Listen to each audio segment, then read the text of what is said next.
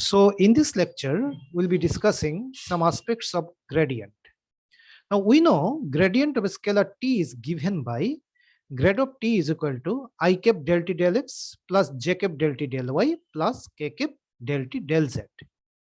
Now also we know if t is a scalar, then its total change with respect to three space coordinates x, y, and z is given by dt, that means the total change in a scalar t is equal to del t del x dx plus del t del y dy plus del t del z dz.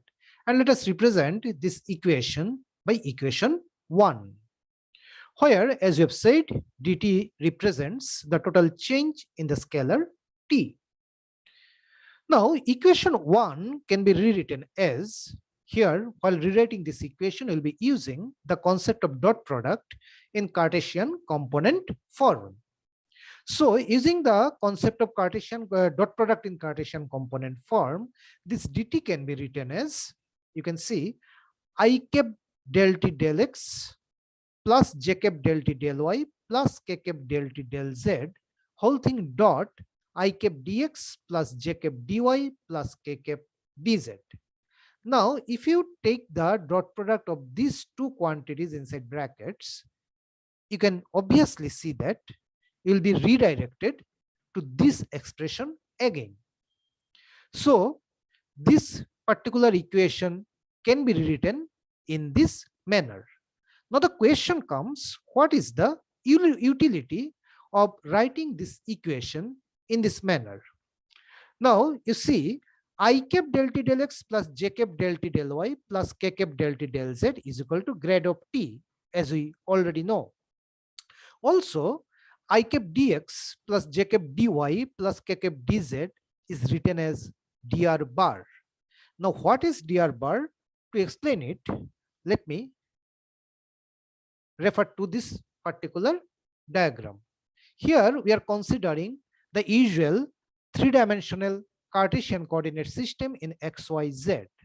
And suppose along x-axis the unit vector is I cap, along y-axis the unit vector is j cap, and along z-axis the unit vector is k cap.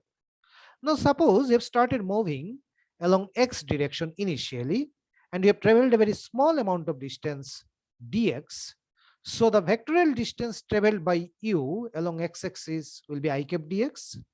Now, suppose from this point you have changed your direction and you have traveled again a very small amount of distance dy along y-axis, so that the vectorial distance traveled by you along y direction is j cap dy.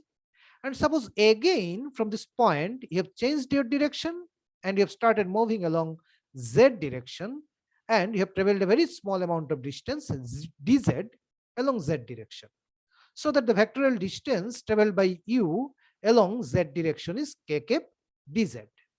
So in this manner, actually you have got three vectors having very small magnitudes, and these are actually I cap dx, j cap dy, and k cap dz. Now the resultant of these three vectors can be found out just by adding the initial point of the first vector, that means I cap dx, and the final point of the last vector, that means k cap dz, so that you can end these 2 points through this dotted line. You will be getting the resultant of all these three vectors, and this resultant is represented by dr bar. So dr bar is nothing but the three-dimensional infinitesimal displacement vector in space.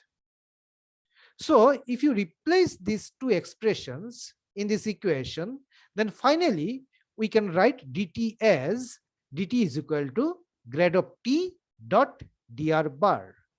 Now this is a very important expression of total change in a scalar in terms of its gradient and the infinitesimal displacement vector in three-dimensional space. Thank you.